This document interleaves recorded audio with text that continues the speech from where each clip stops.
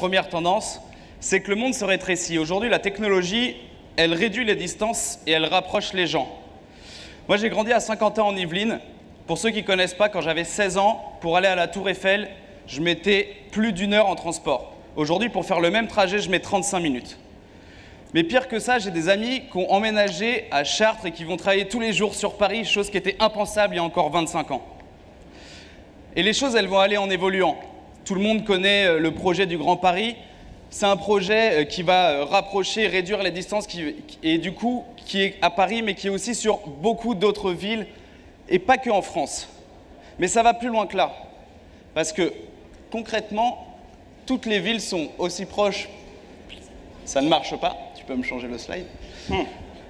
En Europe, aujourd'hui, toutes les grandes capitales européennes sont à moins d'1 heure de Paris, en avion. Et si on regarde un petit peu les différentes évolutions et rapidités du transport, on se rend compte que ça a fait que évoluer au cours des dernières années. Il y a même un train au Japon qui a dépassé les 600 km/h, record en 2015. Et ce n'est pas les projets les plus fous qu'on a en ce moment.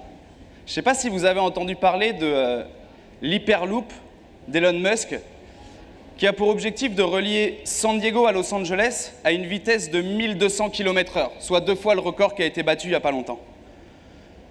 Peut-être certains d'entre vous ont entendu parler du brevet qu'a déposé Airbus en fin d'année dernière, dont l'objectif va encore plus loin. C'est un avion qui veut relier New York et Paris en 1 heure.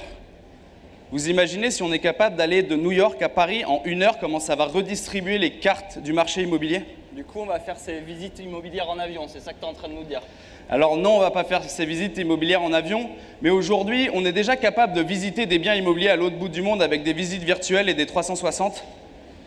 Il y a même des choses qui sont sorties où un agent immobilier est capable de faire visiter l'ensemble de son stock en 360 degrés directement comme si on était sur Skype. Vous voyez en bas, il a l'ensemble de son stock et il peut le faire visiter à n'importe qui, à n'importe quel endroit dans le monde. Et on va même aller plus loin aujourd'hui. Donc ça, c'est des outils que vous avez sur le salon comme VaLive ou chez En Visite.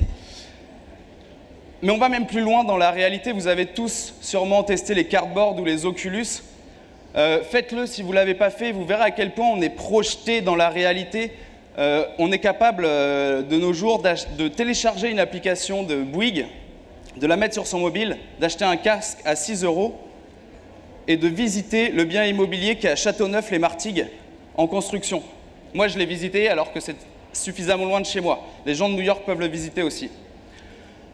On parle de ces technologies Oculus, qui est casques virtuels, qui ont un défaut, c'est de couper l'utilisateur de la réalité. Donc il y a déjà des gens qui sont en train de travailler sur des projets plus proche du client et assez fou. Il y a la table de Stark, je ne sais pas si vous en avez entendu parler, ça va sortir l'année prochaine.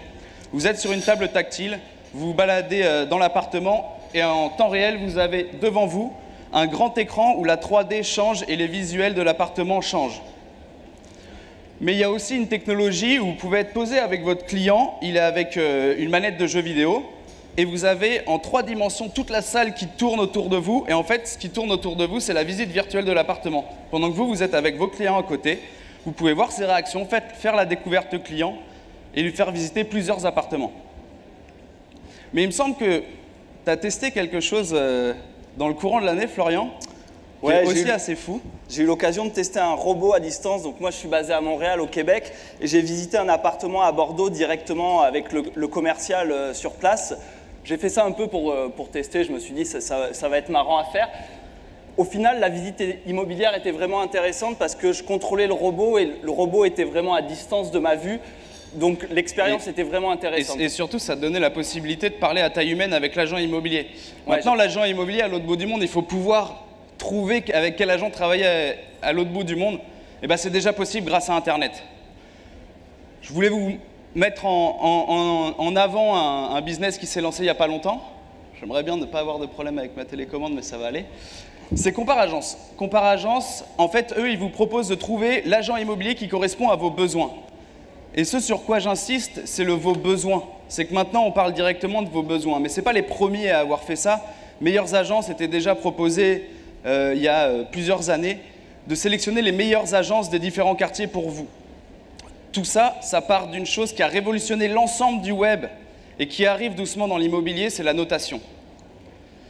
Aujourd'hui, dans l'immobilier, il y a différents acteurs comme Opinion System, comme ImmoAdvisor, comme Clermont Immobilier qui permettent déjà aux particuliers de savoir quels sont les agents immobiliers qui travaillent bien, qui sont notés selon différents critères et qui permettent de trouver un agent immobilier qui n'est pas dans le quartier où on habite et qu'on ne peut pas aller voir, on va le trouver sur Internet. Mais vous aussi, vous devez être en mesure de proposer à vos clients des agents immobiliers qui sont bons et ce partout dans le monde. Imaginez demain, vous ayez un client à qui vous avez vendu un bien il y a 7 ans, il veut vendre son bien et partir habiter à Montréal.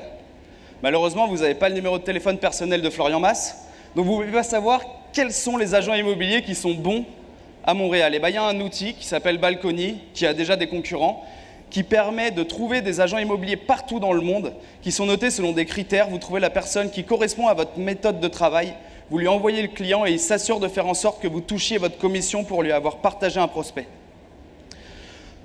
Donc, on est capable de travailler à l'autre bout du monde. Les distances se rapprochent et je voulais finir sur ce point.